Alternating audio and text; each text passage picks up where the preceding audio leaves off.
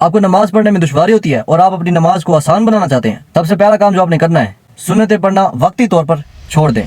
कुछ उलमा कराम ये भी कहते हैं कि आप वितर भी छोड़ सकते हैं, लेकिन मेरा दिल ये तस्लीम नहीं करता कि आप वितर भी छोड़ें, क्योंकि रसूलुल्लाह सल्लल्लाहु अलैहि वसल्लम ने अपनी पूरी ज़िंदगी वितर नहीं छोड़ी थी।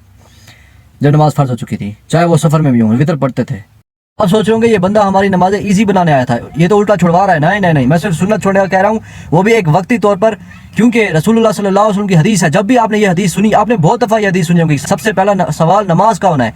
आगे ये लोग बताते नहीं है कि हदीस में क्या है, आगे ये है कि जिसकी नमाजें ठीक होंगी ना उसको ठीक है, ही विल बी सेव्ड, और जिसकी नमाजें ठीक नहीं होंगी, डिफेक्टिव निकलेंगे, तो अल्लाह ताला फरमाएंगे देखो इसने कोई और नमाजें पढ़ी हैं सुन्नत, तो वो भी काउंट कर लो फ़राइज़ में, और फिर इस तरह अगर उसकी नमाजें पूरी हो जाएंगी ना तो फिर वो बचा लिया जाएगा। इतना रहीम है मेरा अल्लाह। इसका मतलब ये कभी भी नहीं है कि आपने पूरी ज़िंदगी नहीं पढ़नी, आपने पढ़नी है। एक दफ़ा फ़राइज़ की आदत बना लो, उसके बाद सुन्नतें ऑटोमेटिकली हो जाएंगी।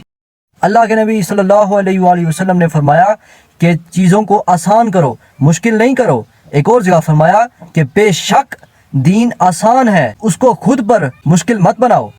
कोई तुम्हें मुश्किल पेश आए तो तुम नमाज पढ़ो। अल्लाह अज़्ज़ा वजल खुद फरमाते हैं कि सब्र और नमाज के थ्रू अल्लाह की मदद तलब करो, और फिर आगे फरमाते हैं कि बेशक नमाज मुश्किल है मगर उन पर नहीं जो दिल से मेरी तरफ झुकते हैं।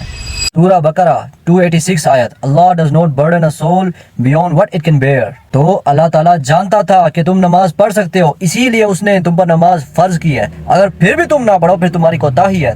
सहाबी ने रसूलुल्लाह सल्लल्लाहु अलैहि वसल्लम से पूछा, या रसूलुल्लाह ऐसे कौन से अमाल हैं जो अल्लाह ताला को सबसे ज़्यादा पसंद हैं? तो रसूलुल्लाह सल्लल्लाहु अलैहि वसल्लम ने फरमाया, वो अमाल जो तुम रेगुलरली करते हो, चाहे वो थोड़े से भी हों, उनमें नमाज आती है, क्योंकि आप नमाज रेगुलरली पढ़ते हो।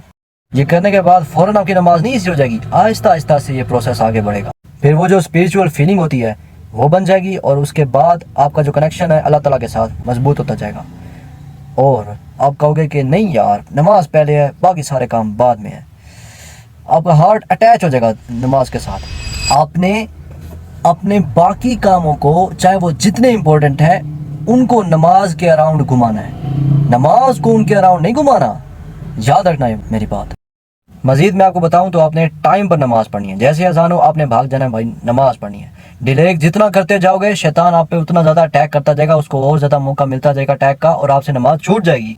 सूरह फातिहा का मीनिंग समझें, नमाज के अंदर सूरह फातिहा का क्या मतलब है, अगली वीडियो में इंशाल्लाह मैं इस पर डिस्कस करूँगा।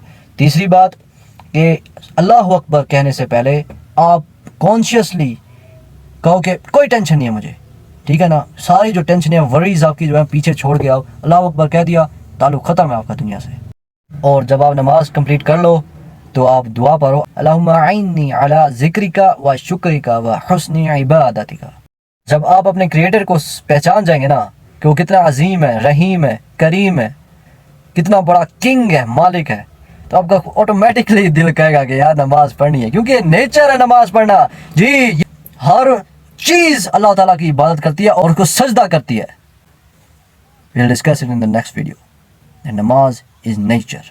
Allah Hafiz.